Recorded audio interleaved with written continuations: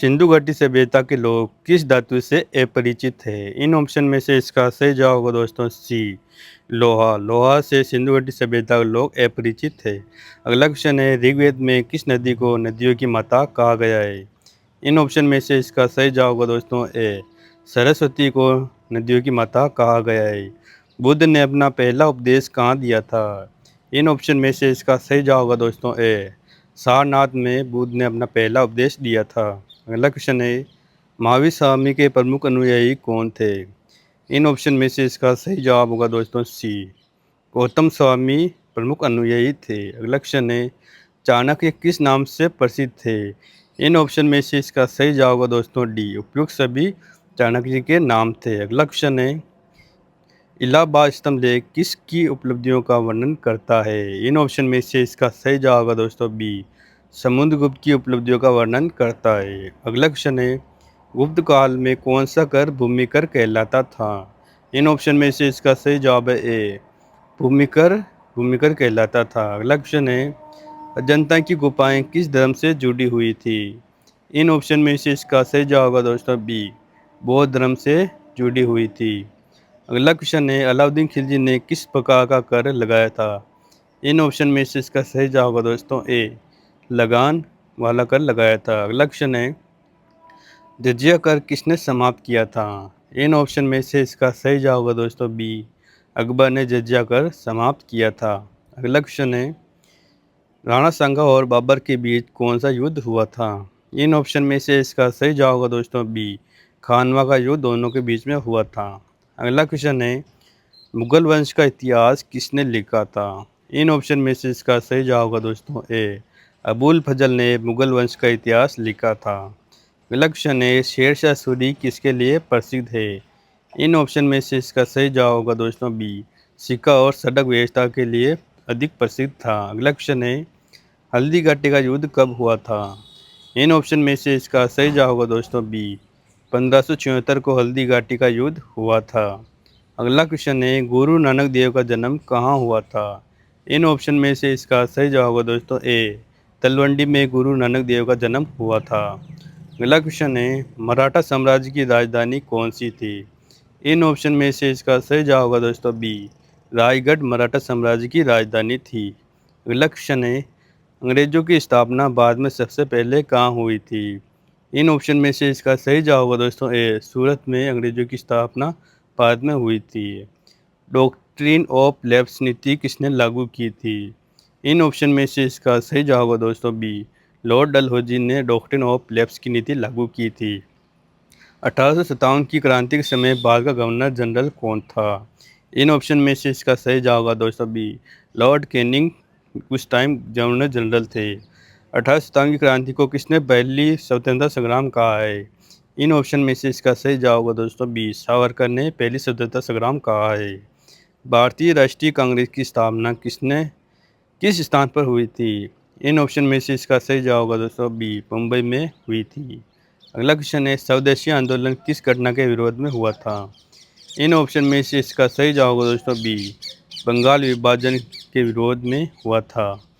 लाल बाल पाल किस आंदोलन से जुड़े हुए थे?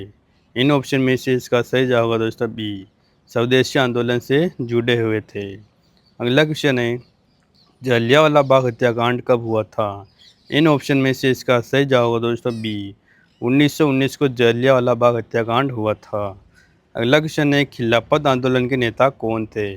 इन ऑप्शन में से इसका सही जवाब होगा दोस्तों बी अली बंधु खिलाफत आंदोलन के नेता थे। अगला क्वेश्चन है, चौरी चौरा कांड घटना कहाँ हुई थी?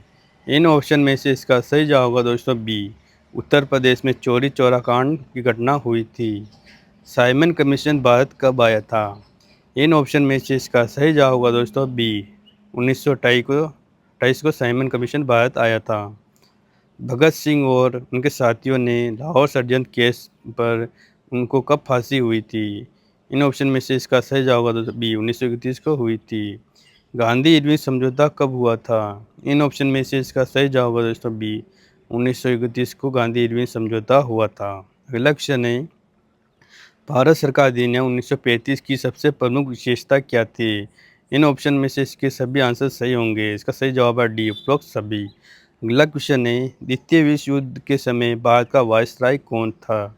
इन ऑप्शन में से इसका सही जवाब होगा दोस्तों ए लॉर्ड लिन लिथिगो थे। अगला क्वेश्चन है, भारत छोड़ो आंदोलन कब शुरू हुआ था? इन ऑप्शन में से इसका सही जवाब होगा दोस्तों बी 1942 को भारत छोड़ो आंदोलन शुरू हुआ था। अगला क्वेश्चन है, करो या मरो का नारा किसने दिया था? इन ऑप्शन में से इसका सही जवाब होगा दोस्तों बी गांधी जी ने करो या मरो का नारा दिया था। अगला क्वेश्चन है, आज़ाद हिंद फौज की स्थापना सबसे पहले किसने की थी? इन ऑप्शन में से इसका सही जवाब होगा दोस्तों बी रास बिहारी बोस ने आज़ाद हिंद फौज की सबसे पहले गठन किया था। क्रिप्स मिशन भारत कब आया था? इन ऑप्शन में से इसका सही जवाब होगा दोस्तों बी 1942 को क्रिप्स मिशन भारत आया था।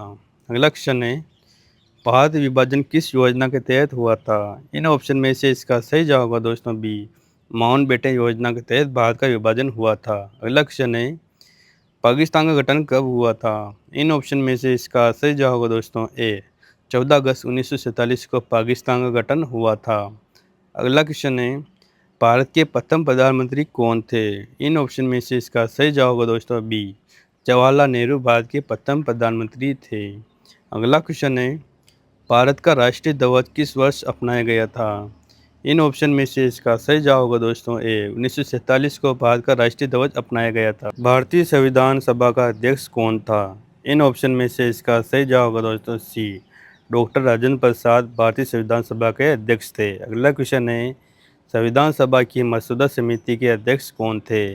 इन ऑप्शन में से इसका सही जवाब होगा दोस्तों सी डॉक्टर भीमराव अम्बेडकर अध्यक्ष थे। अगला क्वेश्चन है, संविधान सभा ने संविधान कब पारित किया था? इन ऑप्शन में से इसका सही जवाब होगा दोस्तों सी 26 नवंबर 1949 को संविधान सभा में संविधान पारित किया था। भारतीय गणराज्य कब बना था? इन ऑप्शन में से इसका सही जवाब होगा दोस्तों बी 26 जनवरी 1950 को भारतीय गणराज्य बना था। भारतीय संविधान को तैयार करने में कितने दिन लगे थे? इन ऑप्शन में से इसका सही जवाब होगा दोस्तों ए 2 वर्ष 11 माह 18 दिन लगे थे। अगला क्वेश्चन है, संविधान सभा में कुल कितने सदस्य थे? इन ऑप्शन में से इसका सही जवाब होगा दोस्तों बी 389 संविधान सभा में सदस्य थे। अगला क्वेश्चन है, भारतीय राष्ट्रीय ध्वज को किसने डिजाइन किया था? इन ऑप्शन में से इसका सही जवाब होगा दोस्तों बी पिंगली वेंकैया ने राष्ट्रीय ध्वज को डिजाइन किया था। जन गण मन को राष्ट्रीय गान कब अपनाया गया था? इन ऑप्शन में से इसका सही जवाब होगा दोस्तों बी 24 जनवरी 1950 को जन गण मन राष्ट्रीय गान को अपनाया था। वंदे मातरम किसने लिखा था? इन ऑप्शन में से इसका सही जवाब होगा दोस्तों ए बंकिम चंद्र चट्टोपाध्याय ने वंदे मातरम की रचना की थी। अगला क्वेश्चन है, सुभाष चंद्र बोस को किसने नेताजी की उपाधि दी थी? इन ऑप्शन में से इसका सही जवाब होगा दोस्तों ए हिटलर ने सुभाष चंद्र बोस को नेताजी की उपाधि दी थी। दोस्तों, अगर ये वीडियो आपको पसंद आए तो वीडियो को लाइक और चैनल को सब्सक्राइब जरूर कर लेना। आगे आपके लिए अच्छे क्विज आते रहेंगे। वीडियो देखने के लिए बहुत बहुत धन्यवाद। मिलेंगे अपने नेक्स्ट वीडियो में।